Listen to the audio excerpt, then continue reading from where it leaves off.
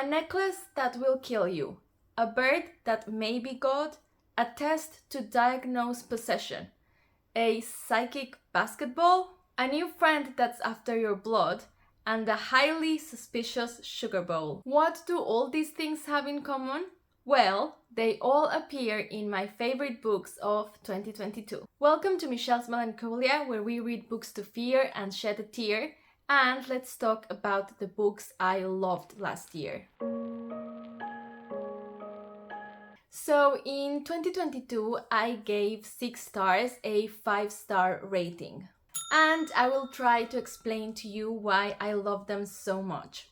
The list is in no particular order, by the way, so let's just start with the first one. The Amulet by Michael McDowell was first published in 1979, and it is about a cursed necklace that basically wreaks havoc in the life of whoever has it. So whether you received it as a gift, or you found it, or you stole it, it is coming for you. And it's probably going to be pretty horrible. So given the simplicity of the premise, for me the execution of how the story was told was what really made this book fantastic. Well, first of all, Michael McDowell's name on a book is guarantee of a super immersive experience. He truly builds his settings and his characters so meticulously that even though the premise is nothing super special, being written in that small town with those specific people in their specific circumstances, it became something completely unique. I know that some people disliked the fact that we are not given much explanation as to where the necklace comes from, but loose threads like these don't usually bother me in books at all. I interpreted the necklace as the materialization, is that a word?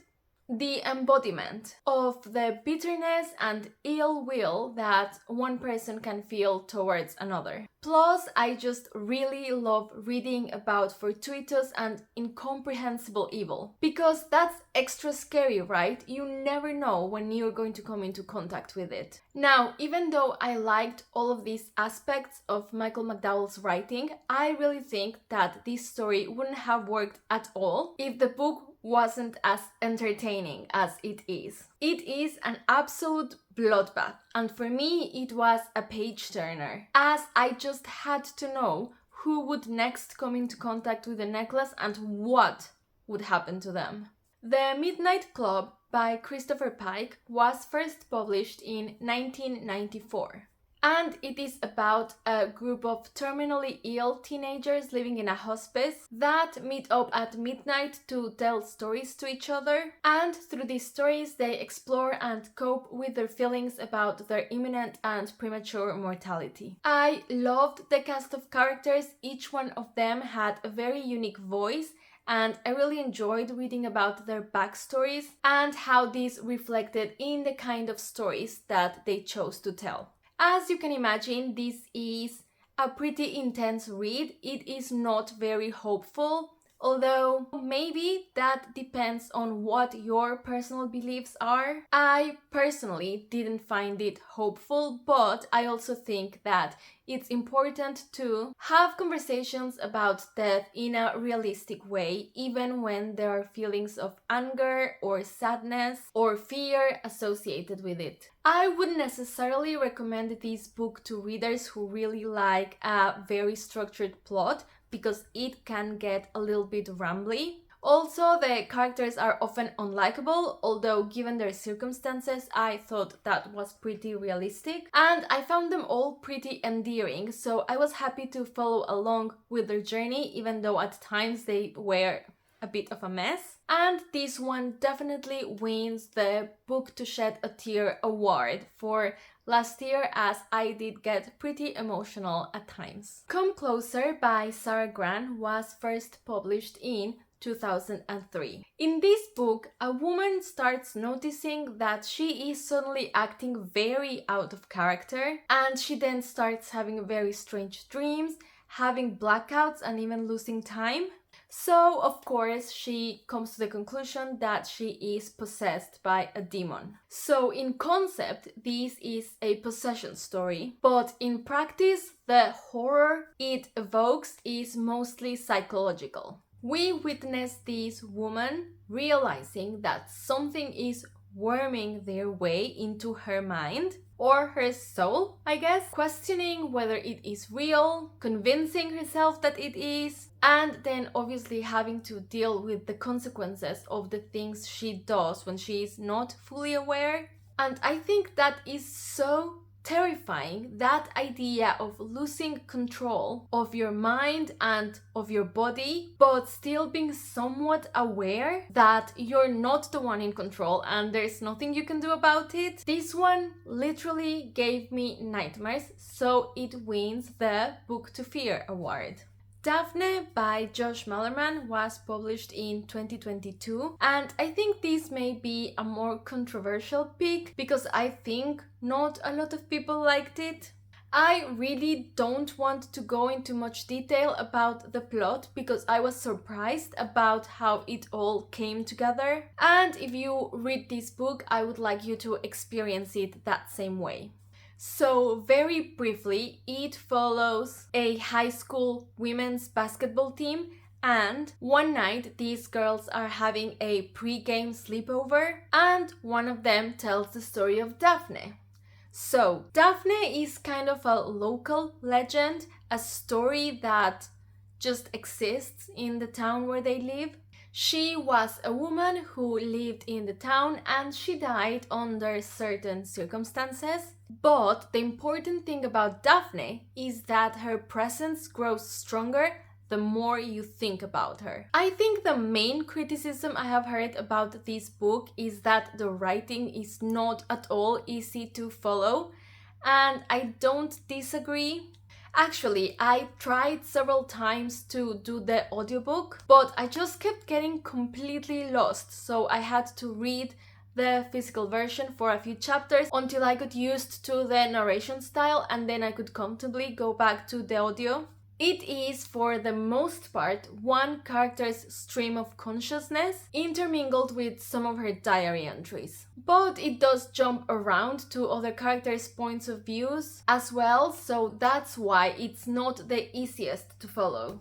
Also, for full transparency, I also agree with people that thought that the ending was rushed and that too many things were left unexplained. But before I completely discourage you to read this book, let me tell you what I loved about it.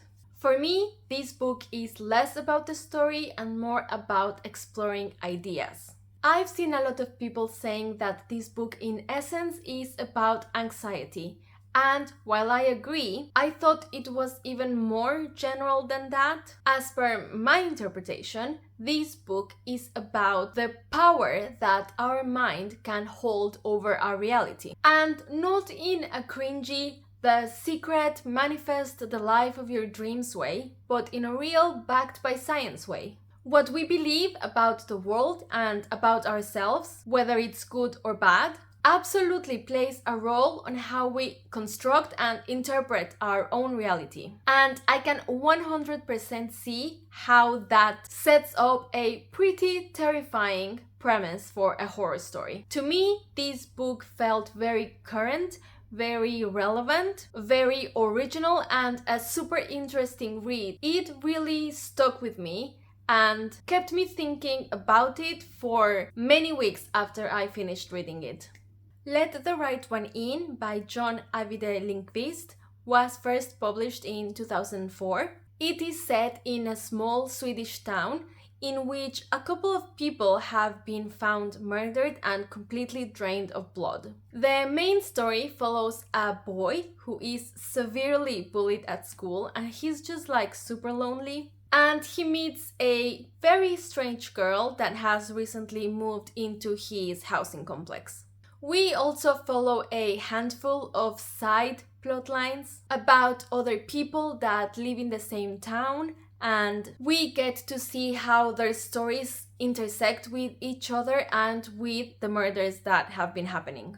I loved this book because I really enjoy this style of complex storytelling where you really get to know several characters and slowly you start fitting them together as puzzle pieces and you get to discover the role they play in the overarching story.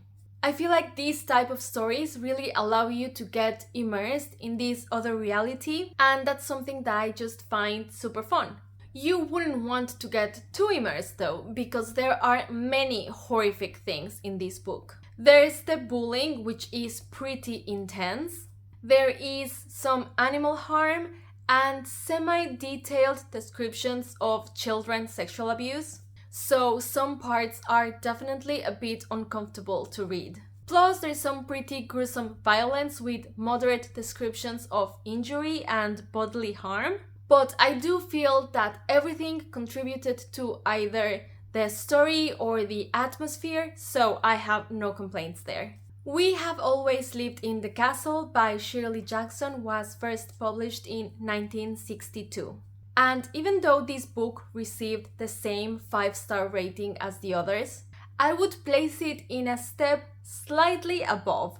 This was my top book of the year. This story is narrated by Mary Cat, who is a very eccentric teenage girl, and we quickly come to find out that most of her family has died under mysterious circumstances, and also that everyone in the town hates her and her remaining family members. So this is a book with not a lot of plot. For the most part, we follow Mary Cat around as she carries out her everyday activities, and in this way we learn more and more about what happened that led to the tragic events in which the family was involved. This is very light on horror as well. I would say it's more unsettling than scary.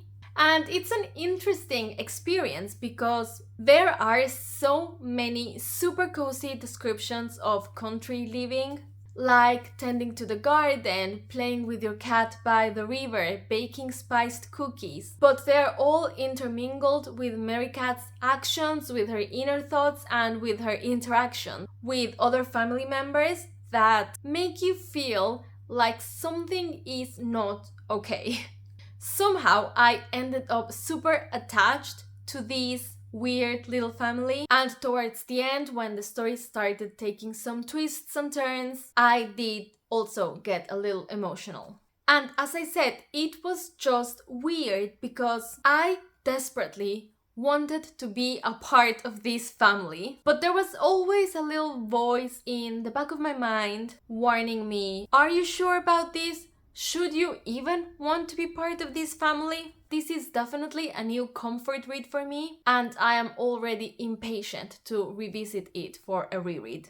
Let me know if you also love any of these books, or if you want to read any of these books, or what were your favorite books of 2022.